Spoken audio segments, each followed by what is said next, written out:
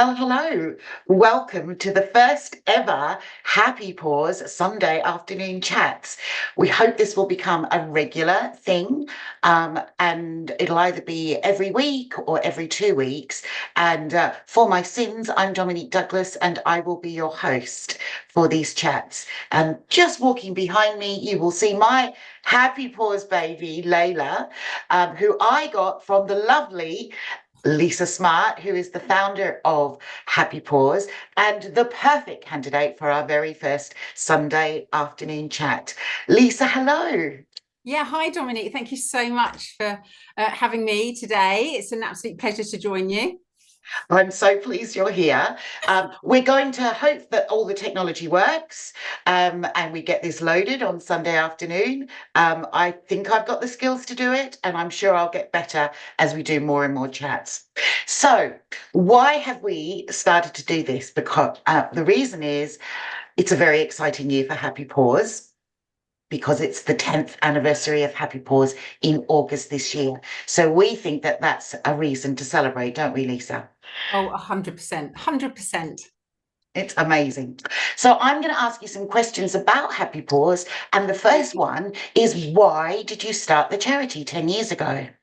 Well, that's a question that I that I ask myself constantly, Dominique.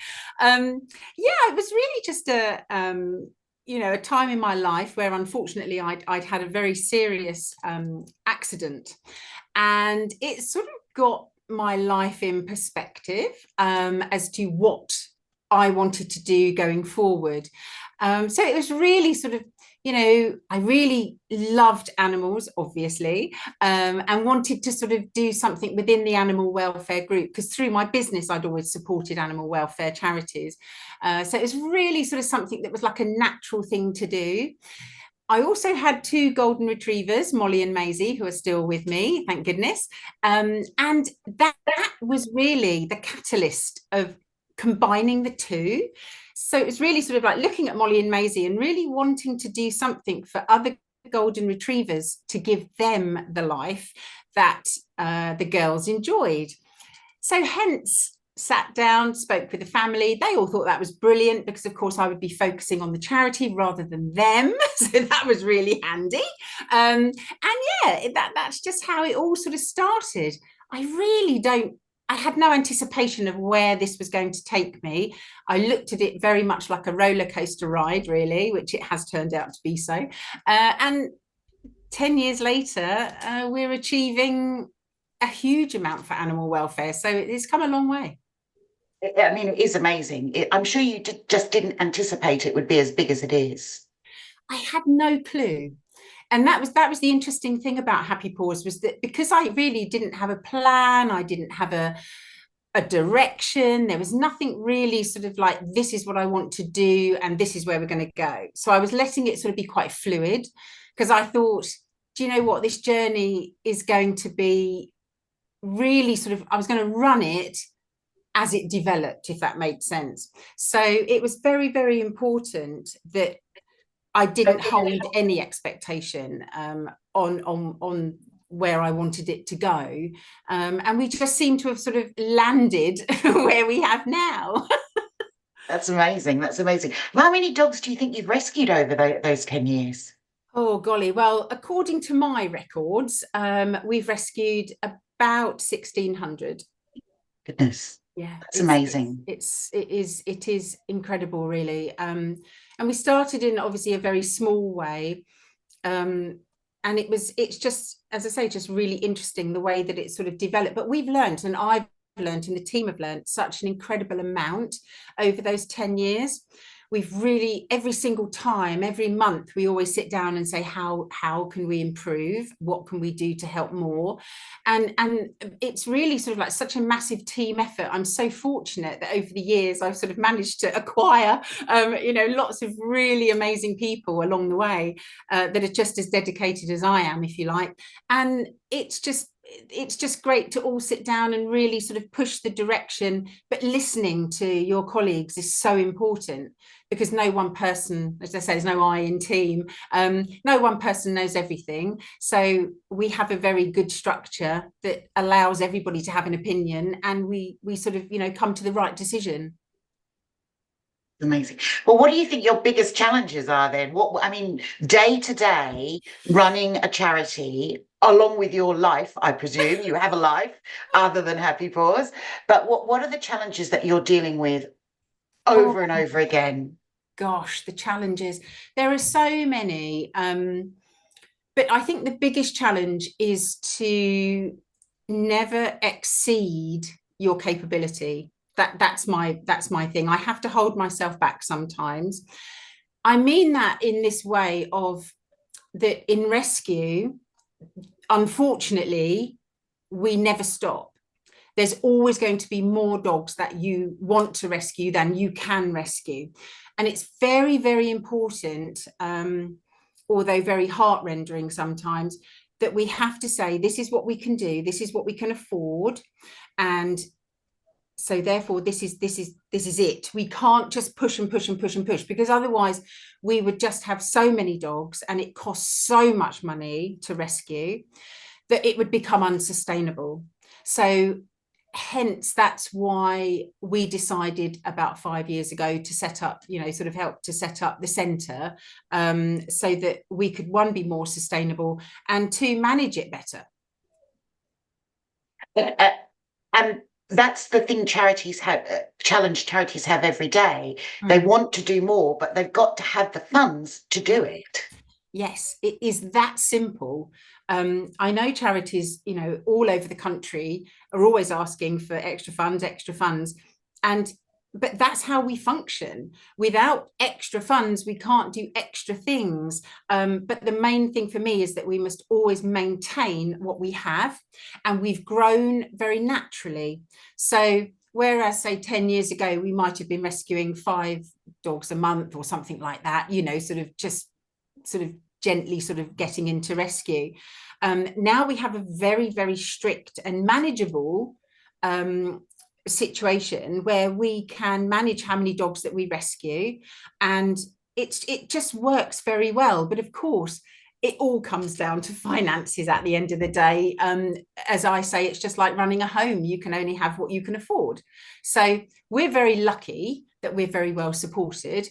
But there's always other things, such as project work and building and facilities and all sorts of other things that we want to get involved in to improve not only our dog's life, but also the life of the animals that we can't bring to the UK for one reason or another. So it's just all a big combination. But yes, money is the key. To everything, Lisa, to absolutely everything. So over those 10 years, is there one, or maybe a project or some sort of memorable achievement that you've done over those years? Is something stick in your mind that you thought, wow, I can't believe we've achieved that? Well, I did think about this, and really I would say 2 things actually. One is obviously the centre and what we've achieved there. That to me is a huge achievement from the charity point of view. That centre works incredibly hard. The standard is so high for animal welfare, and we not only look after our animals and other animals from a physical point of view, such as vets and this and that, but also it's very about the mental side of it as well for these animals, because they've never ever really been cared for as we would care for our animals. So it's very important to me that we looked very much at the mental side as well as the physical side. And I guess the really exciting achievement out of everything was the Happy Paws play park. Oh yeah. I really loved that project. I was so invested. I remember standing at the centre and just staring into this sort of abyss, this huge area, thinking, what can we put there? Because it seemed like a wasted space. And I didn't really want to do more, sort of more brick building. I wanted to look at what we could do to really help mentally. And I just had this like light bulb moment went off in my head, and it was just like, play park, play park. It was just like shouting at me.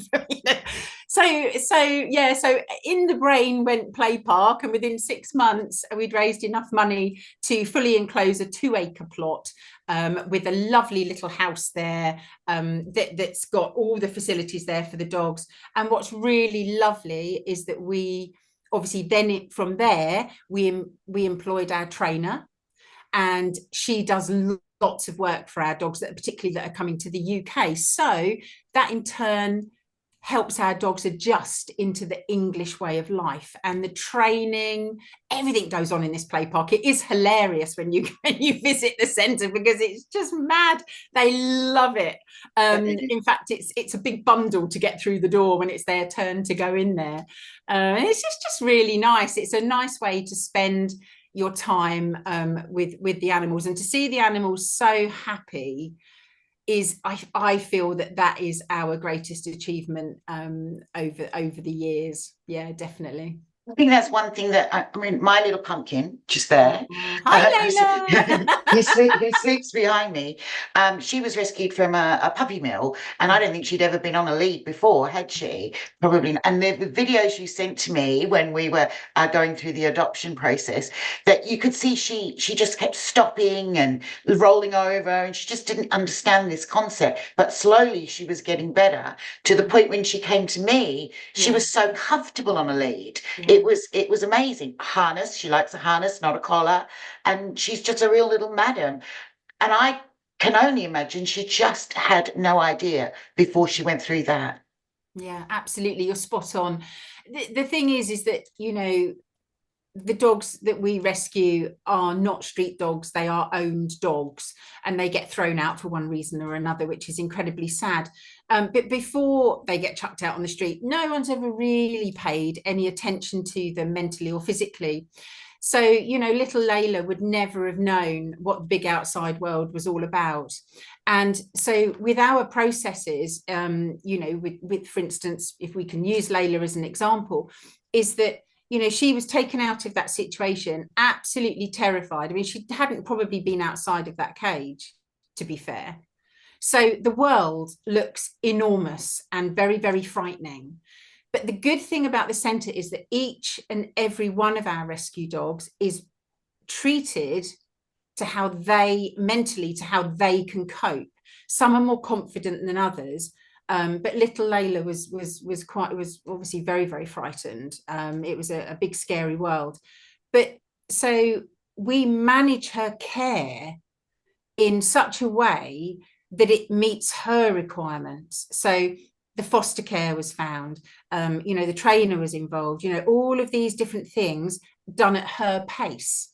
And so to actually ask a rescue dog to just fit into a home environment, I think you're being incredibly naive. You have to look at these dogs and what they require. So over the months, you know, Layla improved slowly at her pace, and obviously, you know, confident little soul that she is, she did incredibly well. She certainly is. She really is now. Yeah. She rules the roost already. Sorry about that. Yeah. And that's what I love. That's what I love. You know, every now and then I can see remnants of her past. You know, there are things that still frighten her. There's certain noises, there's certain approaches by people that you can see, what do they want? But ultimately, she's a very confident little dog. I've had her 2.5 months, and I know within a year most of those memories are going to go. I also know that one of the things that you want is that when you place a dog in a home, you want it to stay there. You want the family to be happy as well as the dog. You don't want somebody to say it's not working out. That's not the goal. No, absolutely not. Each one of these dogs is put through their paces as regarding their what we call behavior tests.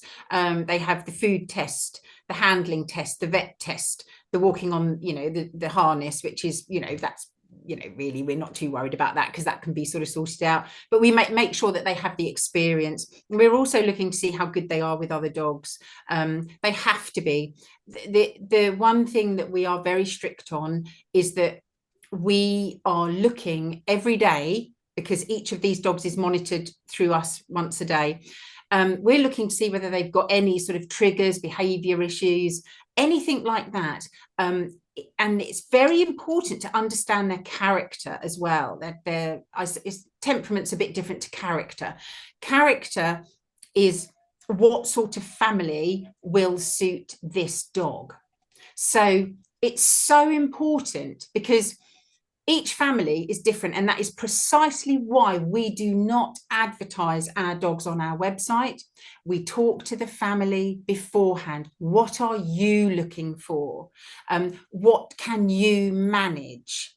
For you, Layla was perfect. For me, with all respect, if I can say this, Layla would be too much for me, my family, because I've got two older dogs that are older dogs suit my family. So this is what I mean about matching the right dog with the right family. Now, if I was to put all of our golden retrievers up on our website, people would look at the picture. They wouldn't know the character or the temperament. You're so right. And that is where the key, because then all I might be saying to a lovely prospective family, oh no, that one's no good for you. Oh no, that one's no good for you. So you're taking a negative all the time. Much better.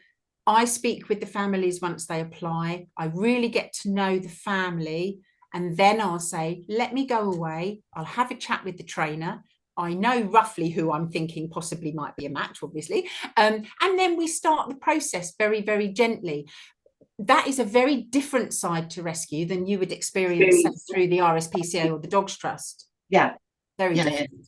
I know, I mean, Layla's my second dog with you. We had wonderful Jake for 5 years. And I remember that when we first went through the process in 2018, yeah, I know. We were just little kids then. We were just little kids then. That not only did we have to complete a form, which a lot of charities do, but you insisted we had to have a discussion so that you found the right dog for us.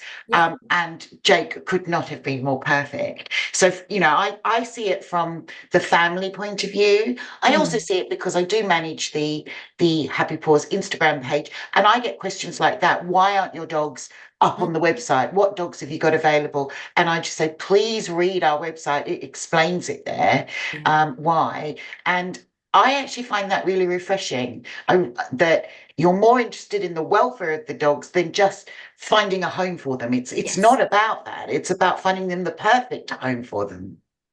It is. And it's also about the experience. Yes, I mean, that is our number one goal, is to make sure that our dogs are happy, because the way I look at things, Dominique, is that I don't look on our dogs that we rescue until I hand them over to a family like yourself. I have to feel that that is the right decision.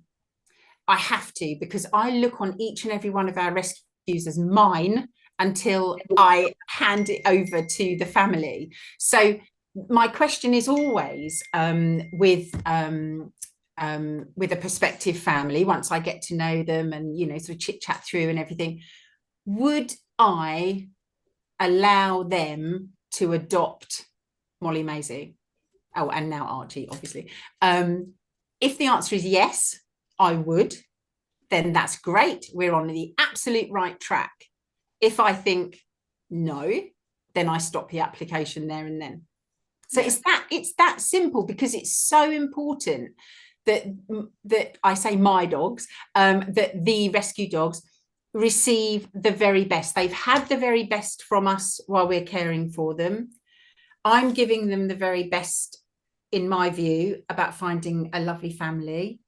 And then when I hand that dog over, I want that feeling of, yes, this is the right place for them. This is where they should be. And this is going to be their forever home. And that's what we want to achieve. That's the last thing that I can do for these dogs. And that's how important the families are. And I must say, I must really underline this. The families, to me, are amazing. I as a personal thought, and I'm not just saying this because you're a Happy Paws mum. And I'm not the only one. Obviously. Obviously. Yeah. But it's important that I feel so close to all of our families, because I think it's you. I just hand over the baton of that dog's life to you.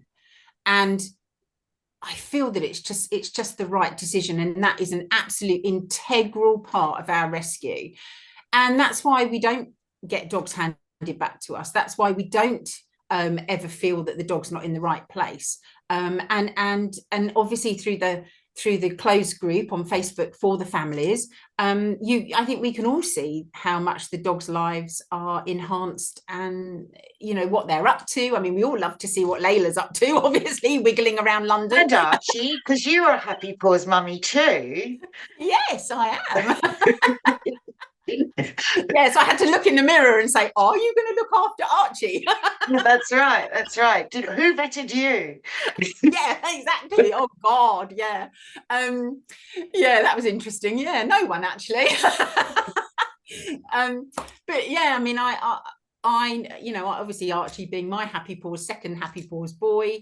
And yeah, I just want him to have the best like you do for Layla. So it's just a really important thing. But we are one big family at Happy Paws. The families can ask us anything. We're there, as I always say, in the good times and the bad, because there's always going to be that bad time. But I like to think that every family has that support and kindness shown to them, because, as I say, we're just one big family. So it's important.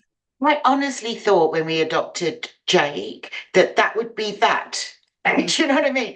Like when I had bought dogs before from breeders, golden retrievers, and you sort of go and collect your puppy and you say, thank you very much, you've given over all the money, and then you go home. And I don't remember ever hearing from them again, and I thought that's what it was going to be. I never thought that 6 years later I'd be as involved with the charity. And the reason is because I do actually believe in what you're doing. I do see a little bit more on the inside, not as much as you, obviously, but it means something. It means something to see these dogs rescued and then happy. And I know that whole process takes months and months. And we will do a specific video, a little chat on the adoption process, so that people understand how that works. Because it's one of the questions I'm sure you're asked all the time. I'm asked all the time, when can I get my dog? Well, there's a process for that. Yes, there is. There's a process, and Lisa follows it. So we today are launching the Happy Paws 10th anniversary legacy appeal. Yes. What is that, Lisa? What is that all about? Well, obviously we're coming up to our 10th year, August, as you said in the beginning. And it sort of got me thinking a bit, Dom, to be fair, about where the next 10 years are going. Legacy has been a big thing for us now. We want to keep what we have going. And I feel that it's my responsibility. We're all getting older. It's my responsibility to make sure that the charity is secure and will move forward over the next 10 years, I guess. And to make sure that we maintain our animal welfare high standard, can maintain obviously everything at the centre. We can provide all of the wonderful things that we have at the moment. I'm not really looking to expand the charity anymore, because I feel we're at that stage now, that sort of plateau where we're where we want to be right now. So therefore we have to start looking forward. And that's just something that's really played on my mind for the past few months, that this is how I feel that my responsibility moving forward will go. And that's when I thought, perhaps we could, look at, sort of some sort of legacy appeal, just so that we can make sure that we provide everything in the future. So that's and it happens to be the 10th anniversary. Ta-da! Yeah. It's amazing. So what's the target? What's the target of this appeal, Lisa? Well, oh my goodness. Well, a few million, Dom, can you do that for me? That would be so cool, wouldn't it? I so hope one of our supporters wins the lottery one day. Yeah. That would make life so much easier. Definitely. So yeah, well, in all seriousness, I was looking at, sort of all the different, doing cost benefit analysis and all the rest of it. So really we would be looking for this particular appeal. I'm looking to raise £20,000. Between now and the August. anniversary date, Anniversary day, yeah, which 14th of August. 14th of August. I've got it in my notes because I keep forgetting the day. I've got it in my notes. So we're launching that today, and Mm. I've just created the Just Giving page, and the link will be in the description below, where people can, if they would like to donate Yeah. to the appeal, they can donate. But how are there other ways that people might be able to help, Lisa? I mean, it's I guess it's tricky, obviously working abroad. We don't actually have sort of any way that people can help us with the dogs physically. So really what it is either take part in our Happy Paws lottery, which is obviously very great. That's amazing. That is a good fundraiser for us. Putting on your own fundraising event, sort of from a cake sale to leaping out of a plane, whatever floats your boat. We've had them all, haven't we? We've had them all. Well, there was a wonderful lady who shaved off her hair, wasn't there? Can you believe that? Seriously, that was so brave. I was like, whoa. That was amazing. So really it's Yeah. about, sort of whatever you feel you want to do. You did that amazing swim. Do you remember? Yeah, I did. I swam 20 kilometers in a month for Happy Paws and raised. I couldn't believe it. How, do you know, you put that on, and so many of your friends and family, they donate £5, £10, sometimes a little bit more. That all adds up. I think I raised about £1,500 in a month, which was just amazing. I couldn't believe it. No, but this is the thing, is that, we the really good thing is that, it's something so positive, because we do a lot of, you do an amazing job on Instagram, obviously, and I try to do the Facebook thing, Yeah, but you do very well on yeah, Facebook. oh God, bloopers and all.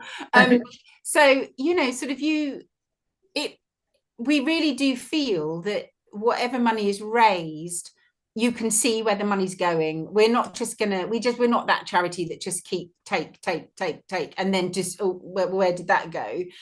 There's lots of information out there.